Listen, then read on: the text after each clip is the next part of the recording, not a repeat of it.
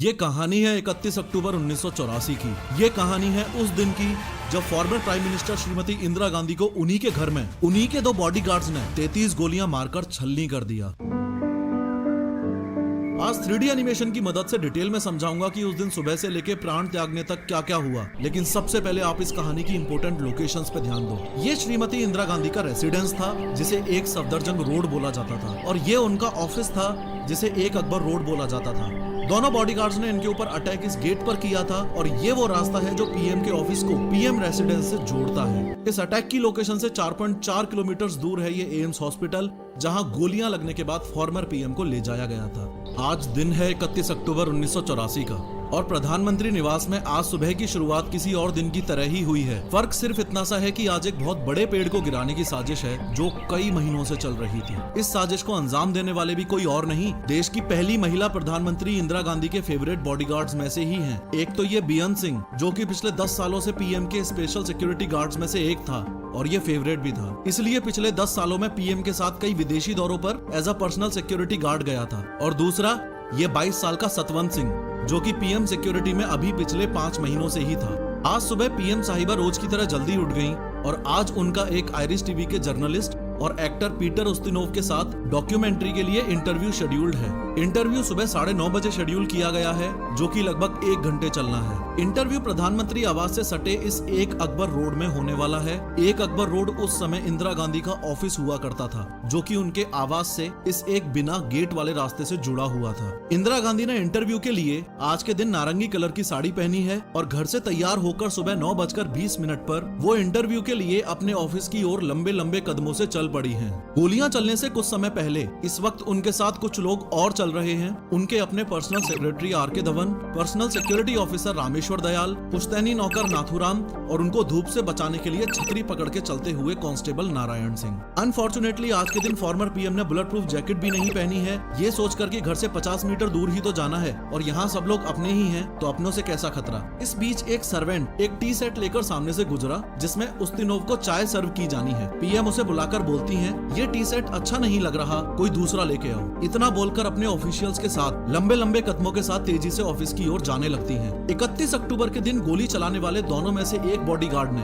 यानी सतवंत सिंह ने, बहाना किया कि उनका पेट खराब है, इसलिए उसे शौचालय के नजदीक तैनात किया जाए। इस तरह बेअंत और सतवंत एक साथ इसी गेट पर प्लानिंग के तहत तैनात हैं। ये गेट जो कि पीएम ऑफिस और रेसिडेंस को जोड़ता है। जैसे जैसे इंदिरा गांधी ऑफिस की ओर तेजी से बढ़ रही हैं, वैसे ही पहला बॉडीगार्ड सब इंस्पेक्टर बेअंत सिंह उनकी ओर बढ़ने लगा। इंदिरा गांधी और बेअंत सिंह की आंखें मिली तो इंदिरा गांधी बेअंत को देख के मुस्कुराई और नमस्ते के लिए हाथ जोड़ने की पोजीशन में आई। ऐसा इसलिए क्योंकि इंदिरा गांधी बेअंत को 10 सालों से जानती थी, और रोज जब भी बेअंत सिंह इंदिरा गांधी को देखता तो नमस्ते करता था। इसलिए आज भी इंदिरा गांधी ने उसको अपने ओर बढ़ता देखकर सोचा कि नमस्ते बोलेगा, इसलिए इंदिरा गांधी ने पहले ही हाथ जोड़ लिए। लेकिन आज बेअंत सिंह का मिजाज बागियों वाला है। आज उसका मकसद कुछ अलग ही है। एकाएक बेअंत ने लगभग 9:25 पर अपनी .38 कैलिबर सर्विस रिवॉल्वर निकाली और तान दी इंदिरा गांधी पर। जब तक कोई कुछ समझ पाता, उससे पहले ही फायर के 3 राउंड बेअंत की रिवॉल्वर से निकल चुके हैं, और ये तीनों गोलियां इंदिरा गांधी की चेस्ट और एब्डोमिनल एरिया में लगी हैं, और यहीं से एक बड़े पेड़ के गिरने की दास्तान शुरू हो चुकी है। 3 गोलियां लगते ही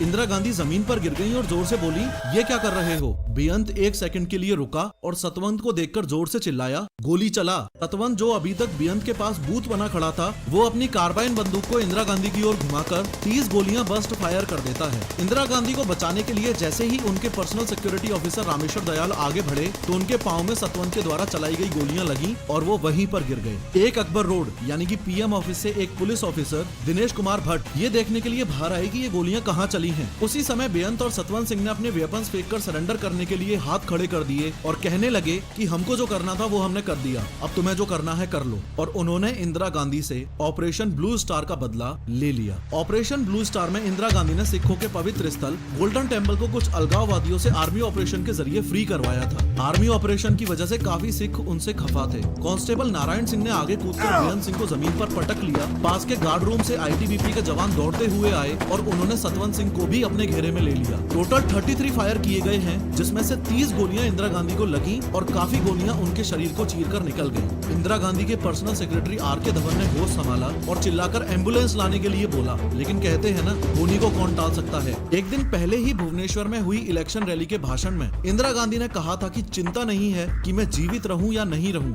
मुझे चिंता नहीं है कि मैं जीवित रहूं या नहीं रहूं। मेरी लंबी उम्र रही है। मुझे गौरव इस बात का है कि मेरा सारा जीवन सेवा में गुजरा। मेरी लंबी उम्र रही है और मैं इस पर मुझे अगर गौरव किसी चीज पर है तो इस पे है कि सारा जीवन मेरा सेवा में गया। जब तक मुझ में सांस है तब तक सेवा में ही जाए। जब मेरी जान जाएगी और जब तक मुझ में सांस है तब तक सेवा ही में जाए। और जब मेरी जान जाएगी तो मैं कह सकती हूँ कि एक एक खून का कतरा भारत को जीवित करेगा। तो मैं कह सकती हूँ कि एक एक खून का खतरा जितना मेरा है वो एक एक खून एक भारत को जीवित करेगा। इंदिरा गांधी के कहे गए शब्द आज यानी 31 अक्टूबर 1984 को सच होते दिख रहे हैं। भारत की मिट्टी में वो अभी लहूलुहान पड़ी हैं। मानो समय रुक सा गया है और जो एम्बुलेंस लाने को बोला था वो अभी तक आई नहीं है। पीएम हाउस में हर समय एक एम्बुलेंस खड़ी रहती है, लेकिन आज के दिन उसका ड्राइवर वहाँ पर यानी कि पीएम आवास में ड्यूटी पर मौजूद नहीं है। यही सबसे पहला संकेत है कि आगे आने वाले घंटे इंदिरा गांधी के लिए बहुत ही मुश्किल भरे होने वाले हैं। गोलियों की आवाज सुनकर कांग्रेस लीडर माखनलाल फोतेदार इंदिरा गांधी के पास पहुंचे और एम्बुलेंस ना आते देख आर.के. धवन ने चिल्लाकर कोई भी कार निकालने के लिए कहा। इंदिरा गांधी को जमीन से आर.के. धवन और माखनलाल फोतेदार ने उठाकर सफेद एम्बेसडर कार की पिछली सीट पर रखा। आगे की सीट पर R K. Dhawan, Fotedar, security officer Dinesh Bhatt और ड्राइवर बैठे हैं। गोली की आवाज सुनकर सोनिया गांधी नंगे पांव ही गाड़ी की ओर दौड़ी। इंदिरा गांधी को इस हालत में देखकर वो उसी हाल में कार की पीछे वाली सीट पर बैठ गयी। उन्होंने खून से लथपथ इंदिरा गांधी का सिर अपनी गोद में लिया और कार बहुत तेजी से एम की तरफ बढ़ी। 9:31 पर एम्बेसडर कार एम्स के इमरजेंसी वार्ड के गेट पर पहुंच गई। इमरजेंसी वार्ड का गेट खोलने में और गाड़ी से इंदिरा गांधी को उतारने में ही 3 मिनट का टाइम लग गया है और इस समय गुजरने वाली हर एक सेकंड बहुत ही ज्यादा इम्पोर्टेंट है। अनफॉर्चुनेटली आज एम्स के इमरजेंसी वार्ड में एक स्ट्रेचर तक मौजूद नहीं है। किसी तरह एक पहिए वाली स्ट्रेचर का इंतजाम किया गया। जब इंदिरा गांधी को कार से उतारा गया तो उनको इस हालत में देखकर वहां तैनात डॉक्टर्स घबरा गए और जल्दी से अपने सीनियर डॉक्टर्स को इन्फॉर्म किया। वैसे सीनियर डॉक्टर्स को अभी तक इस बात का ध्यान नहीं था कि इंदिरा गांधी को इस तरह से गोलियां मारी गई हैं। जब सीनियर डॉक्टर्स इमरजेंसी वार्ड में दौड़कर आए तो उनको तो ऐसा लगा कि शायद हॉस्पिटल में किसी तरह का इंस्पेक्शन होगा। सीनियर डॉक्टर्स ने जब वहां खड़े जूनियर स्टाफ से पूछा कि पीएम साहिबा कहां हैं, तो एक जूनियर स्टाफ ने कांपते हाथों से स्ट्रेचर पर कपड़े से ढकी हुई लहूलुहान बॉडी की ओर इशारा किया। डॉक्टर्स ने जब पीएम को इस हालत में देखा तो वो भी घबरा गए। सीनियर डॉक्टर्स को इलेक्ट्रोकार्डियोग्राम में इंदिरा गांधी के हार्ट की मामूली गतिविधि दिखाई दे रही है। इसका मतलब है कि वो क्लिनिकली अलाइव हैं, लेकिन नाड़ी में कोई धड़कन नहीं मिल रही है। उनकी आंखों की पुतलियां भी फैली हुई हैं, जो संकेत है कि उनके दिमाग को क्षति पहुंची है। फिर अगले कुछ घंटों तक फॉर्मर पीएम की जान बचाने के लिए देश के बेस्ट 20 डॉक्टर्स की टीम ने जी तोड़ मेहनत की। यहां तक कि खून को रोकने के लिए 88 बोतल्स ओ नेगेटिव ब्लड भी चढ़ाया गया। 4 घंटे की कड़ी कोशिश की बदौलत 7 गोलियां इंदिरा गांधी के शरीर से निकाल ली गई हैं और ब्लड फ्लो को भी रोक दिया गया है। लेकिन डॉक्टर्स को इंदिरा गांधी के सर्वाइवल के चांसेस ना के बराबर लग रहे हैं। ऑपरेशन थिएटर के बाहर सोनिया गांधी का रो कर बुरा हाल हो गया है। इंदिरा गांधी के बेटे राजीव गांधी, जो कि बंगाल में होने वाले इलेक्शन की रैलियों के लिए गए हुए हैं, उनको इस इंसिडेंट के बारे में जब इन्फॉर्म किया गया तो राजीव गांधी तुरंत दिल्ली के लिए निकल गए। साथ में उस टाइम के प्रेसिडेंट जेल सिंह, जो कि विदेश दौरे पर थे, वो भी इंदिरा गांधी पर हमले की खबर मिलते ही तुरंत इंडिया के लिए रवाना हो गए। आने वाला समय देश और इंदिरा गांधी के लिए बहुत ही मुश्किल भरा होने वाला है। इंदिरा गांधी के लिए इसलिए कि अब एम्स के बेस्ट डॉक्टर्स भी कुछ ही समय में अपने हाथ खड़े करने वाले हैं। हॉस्पिटल के 8th फ्लोर पर अब तक काफी कांग्रेस लीडर्स आ चुके हैं और सबको ये तो अनुमान हो गया है कि अब इंदिरा गांधी को बचा पाना मुश्किल है। इसलिए यहाँ इसी फ्लोर पर एक दूसरे रूम में देश पर आने वाले मुसीबत पर मंथन चल रहा है। मुसीबत ये कि देश के सर्वोच्च लीडर्स यानी कि पीएम और प्रेसिडेंट दोनों में से एक तो अपनी जिंदगी की जंग लड़ रही है और दूसरा यानी कि मिस्टर प्रेसिडेंट उस समय देश में नहीं है। एक चिंता का विषय ये भी बना हुआ है कि इंदिरा गांधी की असैसिनेशन की खबर अगर बाहर फैलती है तो कम्युनल राइट्स हो जाएंगे। इसलिए अभी एम्स के स्टाफ को सख्त इंस्ट्रक्शंस दिए गए हैं कि इंदिरा गांधी की कोई भी इंफॉर्मेशन लीक नहीं होनी चाहिए।